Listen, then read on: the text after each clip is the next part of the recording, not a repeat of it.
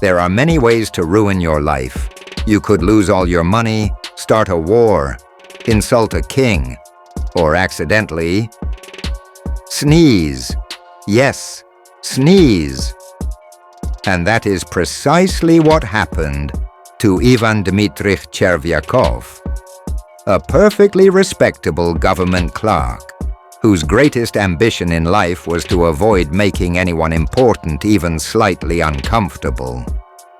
Unfortunately, his nose had other plans. It was a wonderful evening.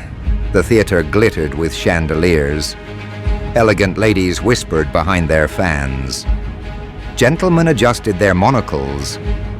Everyone was enjoying the performance, except Chervyakov. He wasn't watching the actors. He was proudly admiring the best seat he had ever managed to afford. Life couldn't possibly get any better. His mustache twitched, his eyes blinked, his nose tingled. Oh no. He tried holding his breath, pinching his nose, looking upward, thinking about mathematics. Nothing worked. His face puffed up like an overfilled balloon. Then the sneeze echoed through the theater like cannon fire. Even the orchestra hesitated. A tiny shower of droplets floated majestically through the air before landing on the shining bald head of General Brizalov. Silence. The general slowly raised a gloved hand and wiped the back of his neck. Chervyakov froze. His soul quietly left his body, then returned just long enough to panic. He leaned forward. Your Excellency, I sincerely beg your pardon. It was entirely accidental. The general barely turned. Never mind. Forget it. Forget it? Wonderful, everything was fine. The general had forgiven him. The crisis was over.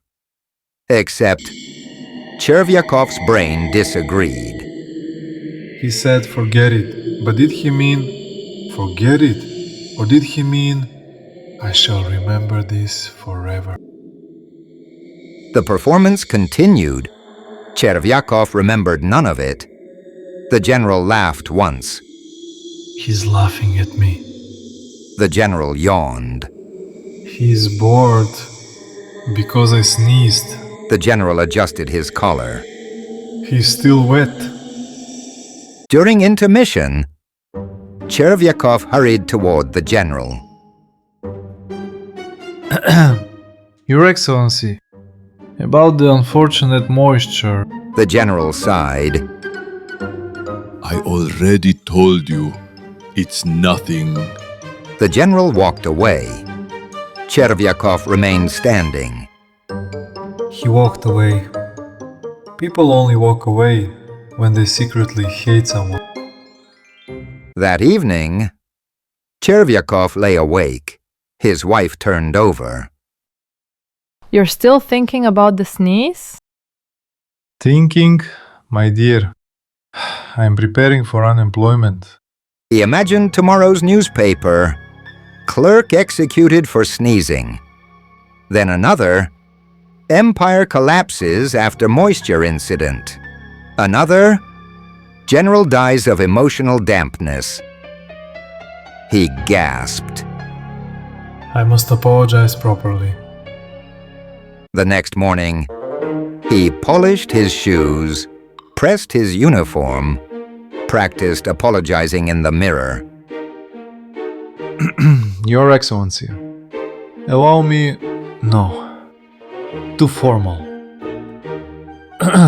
Your Excellency, I deeply regret... No, too dramatic. Your Excellency, my nose committed treason. No, definitely not. Finally, he marched to the general's office. The waiting room overflowed with visitors.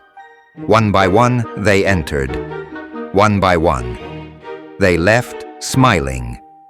Then came Chervyakov's turn. Your Excellency, yesterday at the theater, The general looked up, confused. You're still talking about that? I merely wished to explain that nature acted independently. The general returned to his paperwork. Enough. Chervyakov walked outside. Enough? Enough? He said enough.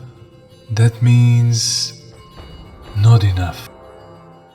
The next day, he returned. Again. Secretaries recognized him immediately.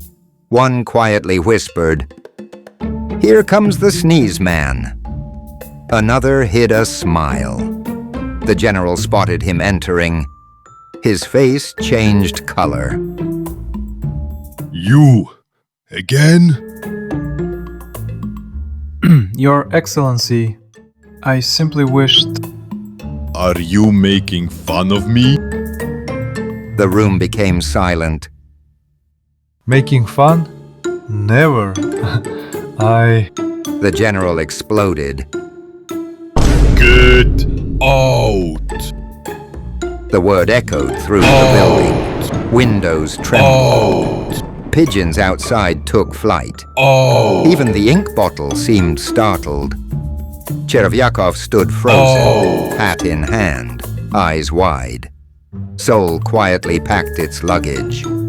He bowed automatically, walked backward, bumped into a chair, apologized to the chair, then left. The streets blurred. People greeted him. He heard nothing. A dog barked.